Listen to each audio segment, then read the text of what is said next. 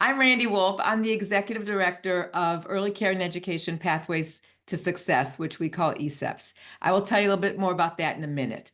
But by way of framing this conversation, I want to highlight the fact, first of all, that early care and education has become one of the fastest growing new and emerging sectors in the Department of Labor's Registered Apprenticeship System. Currently, there are more than 30 states who have 30 states that have established registered apprenticeship programs focused on the ECE workforce. And there's some statistics that say there's even more, but of course, there are a few programs that have been developed, but they haven't yet launched. So I'm trying to be modest in our estimation. But here's another fact. Most of the growth and expansion has occurred in less than 10 years, which is sort of incredibly fast. Since our inception in 2019, ECEPTS has led the way to building a national network of programs, states, and leaders committed to developing, scaling, and sustaining ECE registered apprenticeships in a wide and diverse array of contexts, settings, and communities and occupations within ECE. One characteristic of that burgeoning network has been a recognition and emphasis on working together, learning from each other, supporting each other's efforts, and putting our heads together to identify, understand, and tackle systemic barriers, all the while recognizing there is no need for competition. Our strength lies in our unity, our shared commitment, and our shared common goals. So with that in mind, we pulled together this panel of apprenticeship leaders from around the country to inform and inspire others by sharing our various perspectives and experience, all of which are aligned but also unique. So with that, let me move to introductions, and I will go first. As I said, I am Randi Wolfe. I am the founder and executive director of ECEPTS. We were launched as an organization in 2019, and we currently sponsor 6 registered apprenticeships for occupations within the ECE industry. Our 6 apprenticeships are being implemented in 10 counties in California in collaboration with about 50 employers, 16 community colleges, and 2 universities, and currently engage about 600 apprentices. So it's 6 apprenticeships that are replicated in about 18 apprenticeship programs. Notably, besides the 600 active apprentices we currently have, we've had about 300 apprenticeship completers since 2019. Folks who have completed the program they registered in may have gone on to another apprenticeship, but successfully completed at least one. Outside of California, as a United States Department of Labor contracted industry intermediary for ECE, we're currently providing training and technical assistance to apprenticeship initiatives in 17 states. We also sponsor an annual national conference on ECE apprenticeship, and I'll talk about that briefly at the end of the presentation. So that's enough about ECEPTS, that's enough about me. Let's now turn to our panelists who will introduce themselves and give you an overview of their work and their apprenticeship initiatives. Yolanda, why don't you get us started? Thank you, Randi. Welcome, everyone. My name is Yolanda Willis, and I serve as the Apprenticeship Director at Campfire First Texas, and we're located in Fort Worth, Texas. Our apprenticeship program began when we received our DOL Registered Apprenticeship approval in 2019, but we first launched our first cohort in 2020. And since then, we have been able to complete 115 apprentices throughout the remaining 4 years. We also have 4 occupations that we provide within our apprenticeship program. The first one is our Early Educator 1, focusing on the CDA credential. We have our ECE Leader, which focuses on the Director's credential, as well as CDA credential. We also have our ECE 2, again, that is Early Educator 2, focusing on our associate's degree. And then we have our ECE 3, which is our bachelor's component. And then last but not least, we also have a youth component, which is our pre-apprenticeship, which focus on working with CTE programs in school districts for those who are interested in going into the field of early childhood education. So that's a little bit about Campfire First Texas Apprenticeship Program. Thank you, Randy, and I'll turn it back over to you. Great. And I will turn it to Binal. Thank you, Randy. Hi, everybody. Good afternoon. My name is Binal Patel. I'm the Chief Program Officer at Neighborhood Villages. Neighborhood Villages launched our apprenticeship program in 2023. I actually learned about apprenticeships first in May of 2022 at the ECEPTS conference in California, where I then went back home and said, I completely understand how to do apprenticeships now. Let's go team. And so we initially started our recruitment through philanthropy funds and were able to launch the initial part of the program and figuring out what our training model would look like, what our occupation would be. We also simultaneously registered our apprenticeship and then were able to receive funds from our Executive Office of Labor and Workforce Development. So we launched our first cohort in January 2023 with 2 apprenticeship tracks. We have a CVA track and a director apprenticeship track. We graduated 68 apprentices from that first cohort in February of 2024 and launched with another 97 apprentices who are all still in our program right now, as we are also recruiting for our third cohort, which will launch in February 2025. Clearly, we have seen a lot of success with this model. We have wait lists even as we're recruiting for our third cohort, and we're learning a lot every cohort and every iteration that we do. We just released our first case study actually on Monday because we're really seeing the data of retention with apprenticeships, of advancement in career and title, advancement in opportunities and responsibilities for our apprentices, but most importantly, a lot of apprentices staying not only in the field, but within their programs and continuing to grow in their programs, which we're really excited about. So I know I will be talking a lot more about the Massachusetts model a little bit later, but that's an overview of the Neighborhood of Villages Apprenticeship Program. Great, thanks, Binal. And if you have, excuse me, if you have a link to the report that the case study, please put it in the chat box. That would be wonderful. Thank you. Okay, Megan. All right, thanks everybody. Really excited to be here today with you all. My name is Megan Burk. I am the Director of Workforce Initiatives for the Teach Early Childhood National Center, the Division of Early Years. Yes, that's early years. We were formerly known as Child Care Services just a couple of weeks ago, so you didn't mishear that. And we serve in a industry intermediary role as well, specifically supporting states across the country. We are working with 7 states currently in developing apprenticeships and all that goes along with that.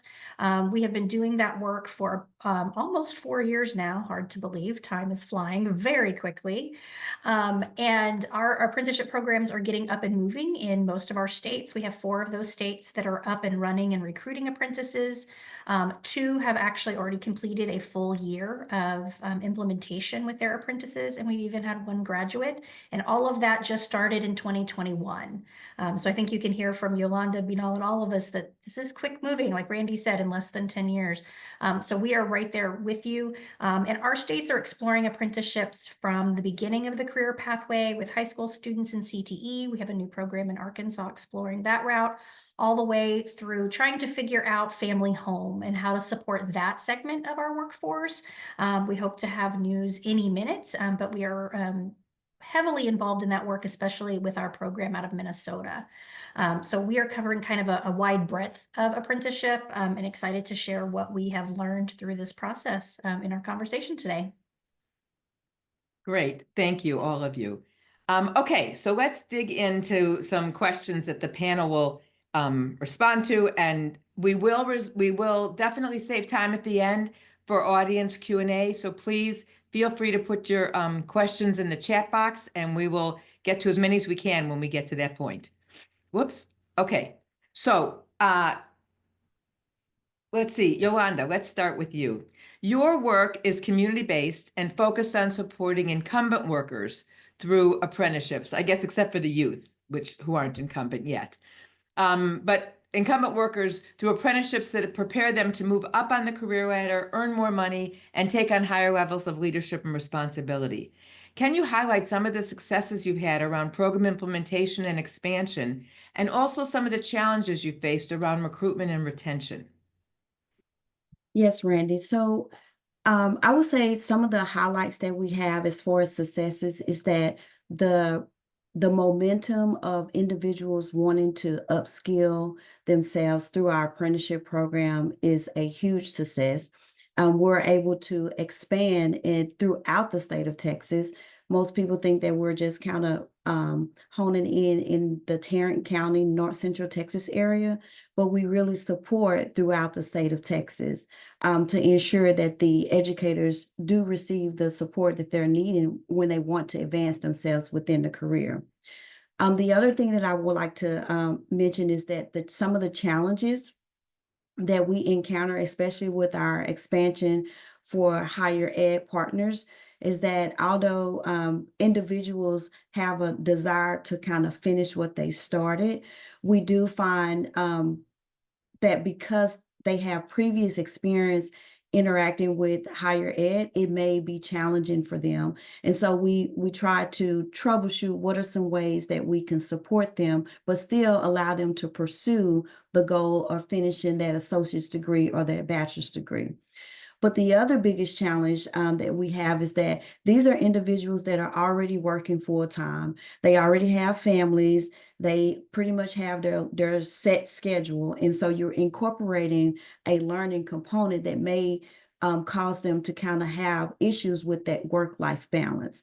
And so what we learned from the 23-24 program year is that we needed to implement some strategies to help them and support them with wraparound services to get to the finish line. And so we incorporated what we call a comprehensive intervention plan, where it's a tier approach, and it allows us to be able to monitor their progress throughout our program, step in where support is needed, implement growth plans. And because of these changes that we made for this program year, we identified 25 individuals that we witnessed that was pretty much on the radar to drop the program. But because of those 25 growth plans that we implemented, we were able to have an 88% success rate. So 22 of those individuals were able to graduate in August of 2024 from our program. Well, and congratulations. That is a huge shift and a huge accomplishment. And I suspect people will have questions about that. So we'll get back to that. Thank Okay. you. Before we go on to the next question, Binal or Megan, do you want to add anything to just from your perspective to anything that Yolanda talked about? Binal, are you shaking your head? Yeah, I think one of the implementation challenges that we felt early on was the support for mentors. I think, Yolanda, I definitely want to hear more about the support for apprentices and how you've been able to implement that. We heard a lot about support for mentors because every experienced lead teacher doesn't have the tools necessary to be a good mentor. And so we had started with communities of practice early on and quickly realized we actually need to do a lot of training for the mentors and how to support their apprentices. And so that's something we started implementing sort of halfway through our first cohort, but a lot more successfully in our second cohort, where we now have a partner that's providing mentor training to ensure that they understand what that relationship should look like. And then we can use the communities of practice to make sure they understand the technicalities of apprenticeships and how to assess the competencies, which is very different than how to be a successful mentor in terms of the relationship. So that was one of our initial implementation challenges that we experienced. Great, thank you. Megan, you want to add anything? I mean, I echo your comment, Binal. I mean, I think everybody, as you're starting to implement, struggles with how to support both apprentices and the mentor journey worker space. And what does that look like for ECE? I mean, we're so steeped in individualizing for children that we often seem to forget that we need to individualize for our adult learners too. And apprenticeship is the perfect place to do that and really build that individual support. So I encourage people to really think about, like Yolanda has shared, and we all want to learn a little bit more about, how they were able to really individualize that, because that's what's going to make the difference in those success rates and really see that. And we've been able to work with our states to really be mindful about what does that support look like, but building almost like a whole package. Think of it like a benefits package, an apprenticeship package, and how you support. Do they need childcare? Do they need tutoring? Do they need technology, hotspots, computer literacy training, all kinds of things, and how you build that and make those things available, because everybody's going to need something different. But then, Binal, to your point, just because we were a great teacher, I was one of those in a classroom. I thought I was a pretty good early childhood educator in the classroom, and then I got promoted. I didn't know what I was doing as a lead teacher or a director. And we have to be able to be prepared to fill that space a little bit and develop some of those skills. We're really strong in those skills.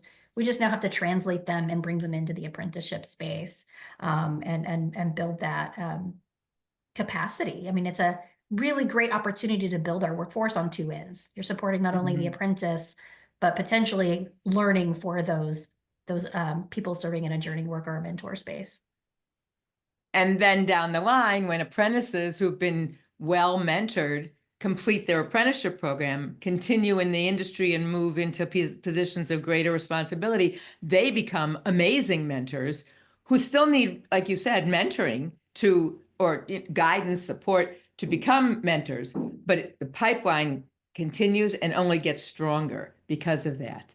So great. And I would also echo what you said, Megan. We have a slide. I'm not bringing any slides out today, but we have a slide that we used to call it our secret sauce, except our goal is to not make it a secret. So, but I think of it as the ingredients of the special sauce. And we have like 4 sections: participant-centered on-the-job training, 4 or 5 things that go into that. Participant-centered related technical instruction, making sure the program is no cost to apprentices. And I can't think of the 4th category, but there is a 4th category. Somebody, I'm sure, in my team will stick it in the chat box. So, and anyone who wants, I'm happy to share that slide. It just is a really good picture of, here's everything. If you really could do I was going to say a Cadillac model, but that's kind of outdated. So suffice it to say, in a really spiffy car, it's that model. Okay, let's move on. So Binal, neighborhood villages, the journey began with 2 statewide registered apprenticeship programs, and that work has continued. But now, actually 2 local apprenticeships, right? They're statewide. Yeah. They were from the beginning. Okay. Yep. But now you're also a statewide intermediary. So can you talk about that, not only that shift, that journey, what led you to that, your role as a statewide intermediary, the programs you're currently supporting, plans for expansion, and how your work intersects and aligns with the state apprenticeship agency and the registered apprenticeship system? Sometimes people think that you would be conflicting or competing, and that's of course not. The roles are different. Yeah, we actually have such a great partnership with our state apprenticeship agency. And so when we had launched apprenticeships in 2023, and as you know, Randy, there was a lot of buzz about it. A lot of people were interested in it, trying to figure out what to do. And so we had successfully launched an apprenticeship and then started getting approached by different organizations saying, we're interested in launching an apprenticeship. We just don't have the capacity and the know-how. Could you all share with us what you've learned? Like, why reinvent the wheel and start all over? And so we started presenting this to our Executive Office of Labor and Workforce Development, saying, we have organizations reaching out to us that we then, take time out to support them and provide TA, which we then charge a consulting fee for. But this is actually increasing the number of registered apprenticeship programs in the state, especially in ECE. And so we soon learned that this is actually an industry intermediary role that already exists within labor. It exists in other sectors. It exists nationally, which we found out later. But even within our state, there is an opportunity for this industry intermediary role. And so we ended up applying for that role and did get it. And so we've not just been supporting organizations from start to finish in terms of the steps to launch an apprenticeship, what pieces to think about, what the timeline can be with sort of weekly TA sessions and meetings, but also in gathering all of the organizations that have early childhood apprenticeships in Massachusetts together as a community of practice where we really collaborate. We learn from each other. We don't see each other as competition. We've actually figured out that some of our apprentices stack on each other. And so how can we refer apprentices to this program or they refer to ours? And then also a really great relationship that we have with our Department of Early Education and Care and our Division of Apprentice Standards, where we're ensuring that all the ECE registered apprenticeship programs meet the guidelines and requirements, that if there's any adaptations that need to be made, we can provide that hands-on technical assistance to the programs. So really serving as an additional arm to our Division of Apprentice Standards as a partner and not in competition at all with them. And we are doing a webinar on Friday that does a deep dive into exactly this. I'm happy to put the link to if anyone is interested, where all 5 of the programs will sort of share what their program is and how we built this coalition in our state that's pretty unique.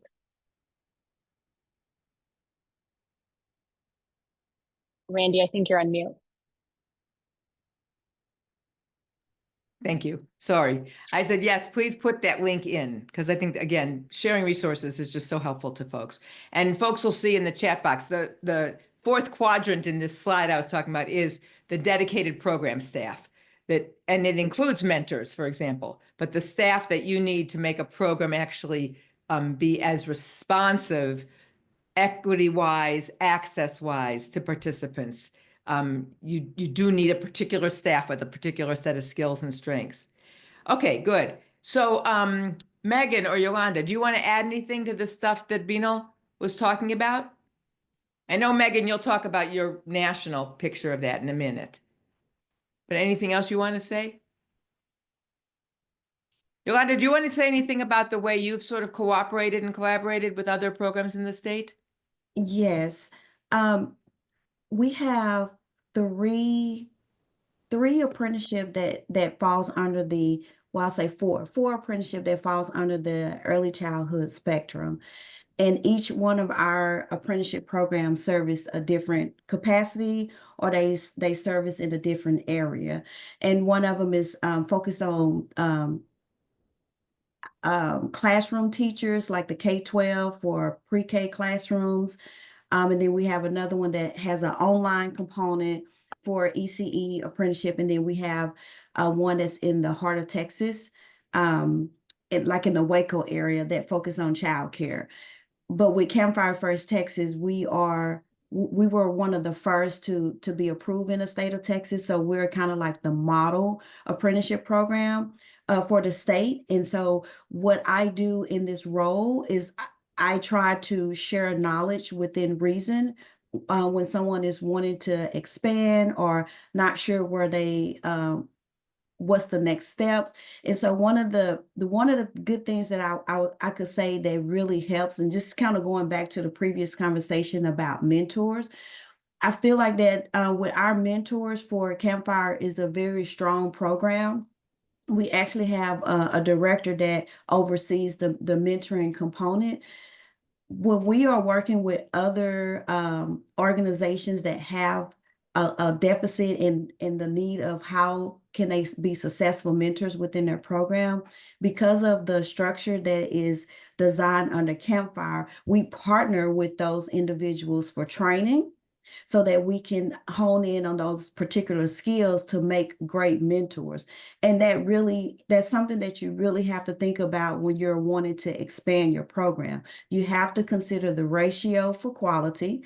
You also have to consider the capacity in which your mentors can really support the apprentices that you want to recruit in the near future. So when you come to expansion, you have to really consider, is it quality or quantity that you're looking for with that expansion? And so that's basically what I would add to that in regards to supporting it and planning for expansion from my perspective, being in the seat of from a local organization in the state of Texas. But it does help when I have a strong team that kind of takes on the related instruction and the on-the-job learning, so we have like a dynamic trio that helps support all those components. Great, thank you. Mhm. Megan, you want to add anything, or should we just move on to the next? It's up to you. Well, I was just gonna say, I think one of the successes, I am housed out of Texas, so I'm so always really excited to see Yolanda and the programs in Texas highlighted. I think one of the unique things in thinking about the collaboration is that Texas, the way they structure their childcare dollars, so their early childhood, their street CDF funds actually go through their Department of Workforce. So if you're thinking about your labor and things like that and partnerships, it's a unique setup. It doesn't do that in most states. So it actually goes through their Texas Workforce Commission, and that's how those funds are then funneled out. So it's given Campfire and Apprenticeship such a unique place to be leveraged and grow, because it's already housed in the organization in their state that helps oversee those types of programs, which is really exciting. But it just helps Yolanda in that partnership and development where you guys are able to expand, because you're not having to necessarily make quite as much connections. You already have some of those. So it's a really unique approach, which is one of those things. All of your states are going to be a little bit different in how they structure that and who you need to work with to collaborate, as Binal outlined in some of their partners that they worked with to bring their programs. Great, thank you. Okay, so from there, we'll make the small leap to you, Megan. So unlike neighborhood villages, the T.E.A.C.H Apprenticeship Network grew out of a national scholarship program and has a national perspective. If I'm correct, you currently work with 7 states, but that number will grow, or I should say, and that number will grow over time. Can you share some of the common successes and challenges that you've seen across the states you work with, and highlight some of the success and challenges that have been unique to one state or another? Yeah, absolutely. So this program, our apprenticeship network, really did come out of what you're probably familiar with, which is the T.E.A.C.H Early Childhood Scholarship Program. It's in 22 states across the country, not all of them, but a large number. And we really saw a clear intersection. The scholarship is a very unique program. Yes, it covers your typical kinds of tuition and books and things like that, but it also provides paid time off. It provides a counselor or a specialist that is their guide through all of the pieces of higher education, how to navigate, how to apply. There's built-in compensation within the scholarships. And we really were like, wait a minute, this aligns with a lot of the key principles and components of an apprenticeship. And I, coming from Texas, actually got to help with the Campfire program. So I knew just a little bit, not a lot, before I had left that program. And so we drew some conclusions around how we could potentially create some overlap and using existing infrastructure. And I think that's one of probably the first lessons we learned is each of your states, you guys have programs. You have a T.E.A.C.H scholarship program. You have another scholarship program probably available in your state already.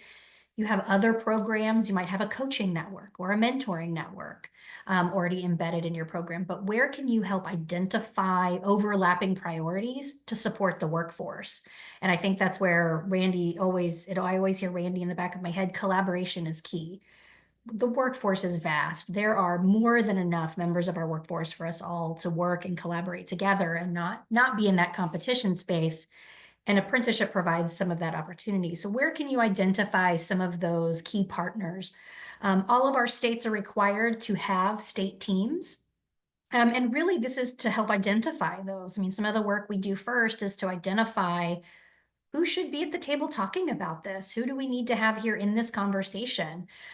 Which partnerships do we already have established? Which ones do we not have established?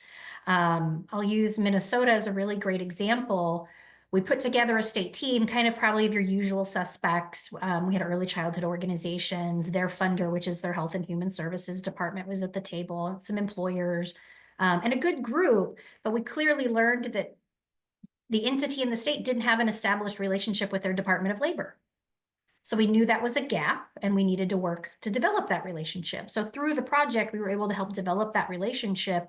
And before a couple of months were up, we actually were able to have Department of Labor at the table in the development process, which was really exciting. They have been instrumental specifically in looking and exploring the family home space and how do we meet the needs of family home providers, because in that state, more than 60% of the children in subsidy care are in family home settings.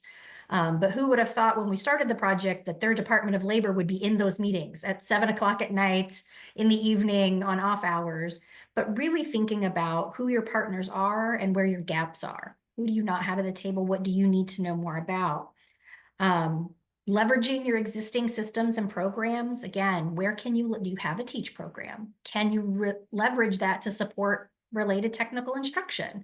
If you don't, again, you probably have another project or scholarship opportunity. Can you leverage those funds to help support related technical instruction? And then do you have opportunities? We all talked a little bit about the mentor journey worker space, but as we really dug into that, both Arkansas was a great example. They had an old coaching mentoring program that was developed out of the University of Arkansas. and they were part of the development team, and it became apparent really quickly that with some modification, this would be an amazing foundation for, and they could be the lead agency to even help support the mentoring network. So they have a full mentor network that's helps support their apprenticeship program, but they provide the technical assistance, ongoing professional development, resources, all for their mentors. You probably have something like that. You just don't know where it is, or maybe you need to connect those dots. But we really encourage our states and explore their landscapes for what resources are already available, what's already being funded, and where might you be able to draw in those collaborations and build upon it to really build a robust apprenticeship. And also really acknowledge the space that every state is its own journey. Every program is its own journey. No two will be developed the same. You're all going to go through the same path, but you're probably not going to get there quite the same way. You're going to have to go off this way a little bit or off that way. But to give yourself some grace that this space is complicated. I tell Randi all the time, I feel like I know enough about apprenticeship to be really dangerous, but I feel like every time we're together as a group or I'm with anybody else in this space, I learn something new every time. And give yourself the grace to know that that is part of this journey, and that's okay. We are all learning together, and not to be in a hurry where you don't have to be. Just give yourself some of that pause. But I think those are some of the key lessons for our states that they have learned and places they have chosen to dig in, which has been really exciting to watch and be a part of, because this is pretty new. It's a buzzword. There's potentially lots of funding available out there, but not everywhere. Everybody's going to be just a little bit different in that. But use those networks. Use your network here. I mean, ECEPTS is a tremendous resource. I know Yolanda and Binal both are, we're all here to help share. But use those resources where you can to start identifying what might be some next steps for you in your process. And I'll stop there. Great, thank you. I was unmuting myself before I started talking. Okay, Binal or Yolanda, did you want to add anything to anything that Megan just said? Yolanda, looks like you're considering the possibility. I'm always considering the possibility. Thank you, Randi. I just wanted to kind of circle back when Megan mentioned about working with the workforce boards. That is really key in how Campfire has been very successful and connected to the workforce board for Tarrant County and North Central Texas. We are able to tap into those quality dollars, and those quality dollars allow us to be able to provide stipends for our apprentices. When they have completed the program, they receive $1,000. And when they have completed their coursework, they receive $500. So we offer stipends up to $2,000. And those are key stepping stones to kind of motivate them. Now, money is not for everyone, but it does help for them to feel accomplished, and also they have something to work forward to. And then the other thing that's really helpful when it's working with the workforce boards, they want to see that wage increase. And so with our program, it is designed to have wage increases. And so we're able to give the data to say that these individuals completed this apprenticeship program. They have received funding to support them at no cost, but they have also received a wage increase with a minimum of at least 3% or higher. And so that information is very important for the workforce board, because the goal for workforce board is to upskill individuals in their particular area, but it also supports the economic development component as well. So that is pretty much all that I wanted to share. But just knowing that if you are connected to the workforce board and they're not sure how they can support you, ask them, do you have any funding available in your quality dollars? That's the key word. Well said. Good, thank you. Okay, so we're going to shift in a minute to do Q&A. And we may also leave some time for the three presenters to give you parting words of wisdom, words of inspiration, words of warning. I'll leave it to them to decide how they want to answer that. But as I hope is clear to those of you on this webinar, learning from each other in this journey can be invaluable as we endeavor to understand the RA system, the Registered Apprenticeship System, and to develop programs for the ECE industry within it. And specifically to realize it's not a one-size-fits-all model. It is a model, but it is not one-size-fits-all. Different states have different opportunities, different barriers, different occupations within ECE require different kinds of related technical instruction and so forth. So before we move, with that in mind, this importance of building this national association, so to speak, I want to just highlight one and then a few other of ECEP's coming events that people on the call may find to be of interest. The first is, as I mentioned earlier, in May will be our 4th annual National Conference on ECE Apprenticeship. It's May 5th to 8th. And if someone from my team would put a link into the flyer or to the registration page. Lucy, I'll leave that to you to figure out what to put up there. Significantly, this 4th year, for the first time, we're not holding it in California. We're going to be meeting in Austin. That is really not as much about Yolanda and Megan as it might seem in this particular gathering.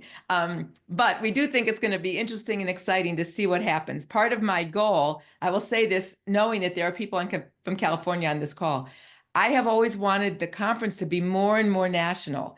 And in the past 3 years, it has been like between 200 and 250 people from about 25 states. But it continues to be about 50% California and then 50% from everywhere else. And my hope in moving it outside of California and into the middle of the country is that we will be more nationally represented. So we'll see if that turns out to be the case. I would say that this conference has grown into a very unique and one-of-a-kind opportunity. People tend to come back year after year because it is so helpful. And it's helpful because there's workshops of all kinds and representing programs at all stages of development. It is not just, we've been at this 3 years, we've enrolled 150 apprentices, we've got this down. It is also, we are about to launch, we are terrified, but we thought you might be interested in the model we're going to try to implement and everything in between. And what I want to call out in particular, and those of you who've worked with ECEPTS know this to be sort of one of our just ways of working. When we think of a good idea, we just try it to see if it's, when we think of something that we think is a good idea, we try it and then we see. And if it is, we keep building it and expanding it. And if it's not, we figure out what would work better. Well, one of the things we're now building upon is the idea of pre-conference institutes at the national conference. Originally, we did this last year and the year before. We called it ECE Apprenticeship 101, and it serves as an introduction to apprenticeship that will strengthen and inform the conference experience for those of us who are novices to this whole thing. Because what we found is if you just came to the conference cold, acronyms alone could leave your head spinning. And so we've designed this one-day training, but just it's all day Monday. Then Monday night, there'll be a big party, which I will say Yolanda and somewhat Megan are going to plan. So what did you say, Yolanda? We're going to get our Texas on? Did I say it right? Yes, it's going to be welcome to Texas. Make sure you have your cowboy boots. Okay, there you go. And it turned out to be very useful to folks. In fact, the first year, I think 2/3 of the conference came to the 101, even though some of them were just coming because they were curious. So the second year, which was this past year, we expanded that. We did an Apprenticeship 101, and then we did Head Start Apprenticeship 101, so that the folks all working within the within the Head Start system could all look at this from a somewhat more similar perspective. And we're going to repeat that this coming year. Then we're adding 2 new Apprenticeship 101s, one is for state ECE leaders, folks who are with their PDG grants or their other state funding or their apprenticeship funding, wanting to build statewide systems and sort of move towards statewide scaling, because that's a different kind of conversation. So that day long, these are all going to happen simultaneously. So you have to pick the one you want, and you don't have to do any of them, but I wanted to bring this to your attention because I think it's an important addition. That one is going to be a whole conversation of what do you as state leaders need to know and understand. So when you go back to your state, you will not probably be the implementers, but what do you need to know in order to guide and inform those implementers? And then the fourth institute is actually ECE Apprenticeship 201, which is for apprenticeship veterans. And we're leaving the definition of veterans up to the individual, completely up to you. But it will be a structured day, a little bit structured a little bit differently, in which folks can share their experiences, discuss challenges, and begin to coalesce around best practice. Mentorship is a really good example. Stackable apprenticeships, how to think about the CDA and how to build on and heighten our expectations beyond a CDA, things like that. So I wanted to put in that very long pitch and encourage folks to attend this conference. I do not think you'll be sorry. And then in a much shorter way, let me just mention a couple of other quick things. One is ECEPTS offers boot camps. We've been doing it about every 3 or 4 months and probably will continue, but it's hard to say because you never know how things will unfold. But those are 2-day trainings for people who really are on the verge of, or they know they want to do something and they're at some very, very beginning stage. And after 2 days, you go home with enough information to sort of dig in. And you have the option of continuing to work with ECEPTS if you want to. That's always the case. We also have a podcast called Early Care and Education, All Things Workforce. Both Megan and Yolanda have been guests on the podcast, and Binal will be the next guest. I think we have 15 episodes so far, and these are really excellent, usually 30-minute podcast episodes. You can get it on Spotify or Apple, wherever you listen to podcasts. And I think you'll find it a very interesting and hard to come by source of information as you, again, sort of navigate this journey. Let me leave it there. And just to also say that as a DOL contracted industry intermediary, everything that we provide to people in terms of training and technical assistance, the one-on-one, is at no cost because that's what the Department of Labor is paying us to do. So we're able to say to everybody at the state level or at the community level, or even at the national level in some cases, we will work with you, we will help you, we will guide you, and you don't have to pay us anything. So I always like to make sure you know that up front. And the last thing is, if you want to be added to our mailing list, I always tell people, I promise you, we will not inundate your inbox. We will send you periodic, pretty succinct notices about things we think are important enough to mention. And all you have to do is either email us at ECEPTS@ECEPTS.org, or just put your email address in the chat box and we will capture it and we will make sure that you're informed. Okay, perfect. So with that in mind, let me just move this aside. Barbara, do we have questions from the chat box? No, none that need to be answered yet. Okay. You guys don't have to email us because we already have your email from the registration list today. Oh, So that's don't right. worry about that. That's right. Thank you. Okay, good. Yep. Does anybody have a question that they didn't put in the chat box, but they'd like to ask? Let's give people a chance. Oh, wait, we should probably, well, we won't be able to see it if they're, let's see. If you raise your hand, I can flip through and see whose hands are raised. Maybe not. Okay, in that case, then I'm going to turn back to our panelists and give each person a chance to make whatever final comments you want to make. In whatever spirit you want to share them. And we'll flip the order. Let's start with Megan this time. Oh, sorry. That's right. Binal, I'm you sorry, should go Binal. Thank first. you. I forgot. Okay. It's a good thing you reminded me. So Binal has to run and catch a plane, which is so common in this day and age. So we're going to let her go first so that she can then jump off. Binal, thanks for reminding me. Okay, you go Thank first. you. Appreciate it. Yeah, I really appreciate this conversation, and I think it really highlights this idea of collaboration across our sector and across the field and sharing best practices and learning from each other. And I just want to echo that sentiment where anybody on this call or anybody that you know that's trying to start an apprenticeship that is sort of overwhelmed by the daunting thought of where do I take my first step, there are a lot of resources out there. It is possible. You don't have to figure it out on your own.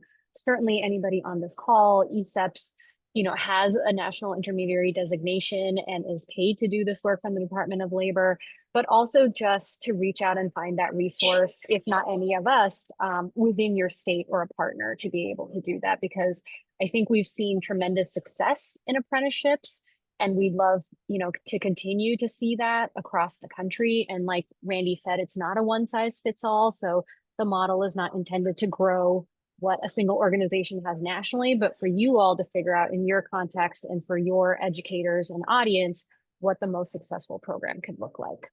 So yeah, just echoing collaboration.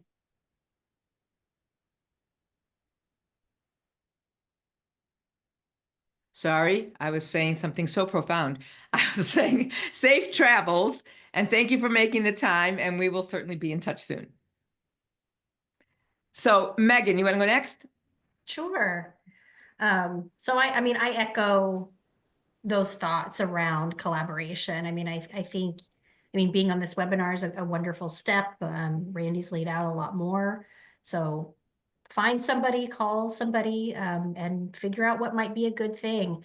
I think as you continue to evolve and determine where you fit in this apprenticeship puzzle is also to really keep in mind that part of the goal here is to provide skill development for our workforce. So keeping the apprentice, the person the early childhood educator at the center of whatever it is you're designing, I think is key here. We can get caught up in the paperwork and the checking of the boxes and what we should do because we think it's good best practice or we think it should happen.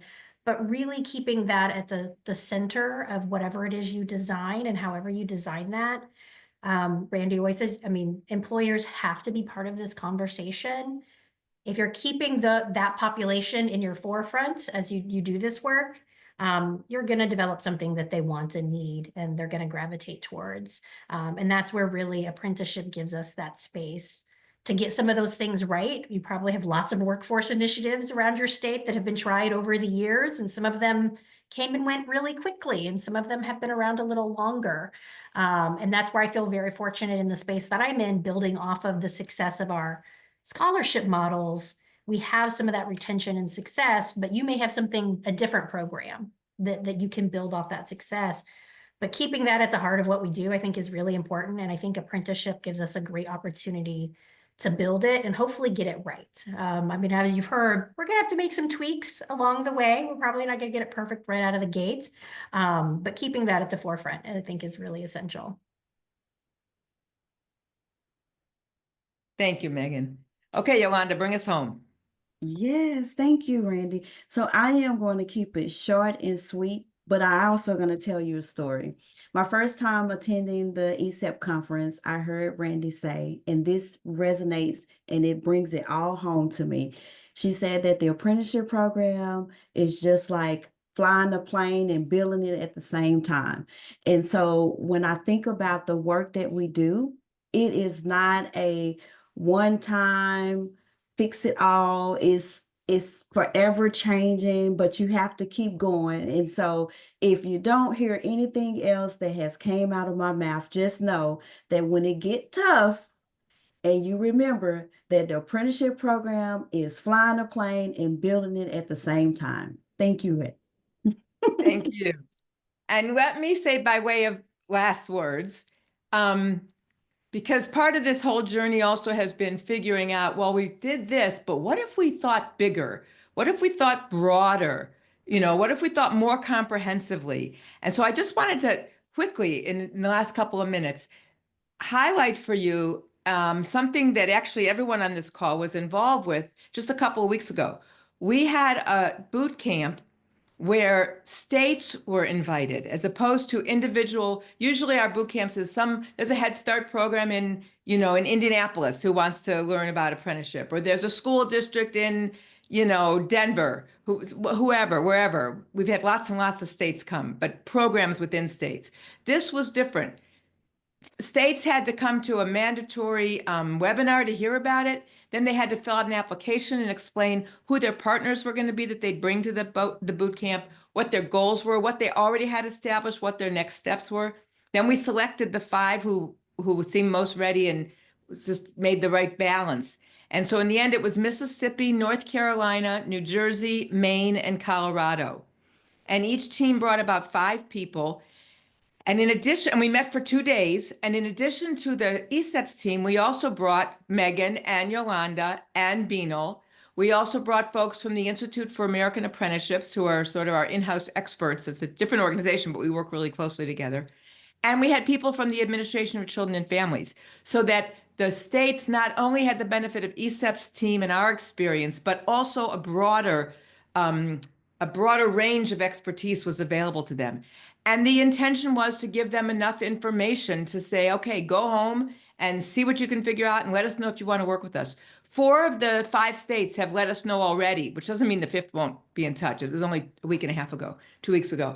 I mention all this to say, those of you who may have some link to what's going on in your state, we have every intention of doing this again. It probably won't be that particular format, probably won't happen until next summer. We have to be honest, we have to get through the conference in May.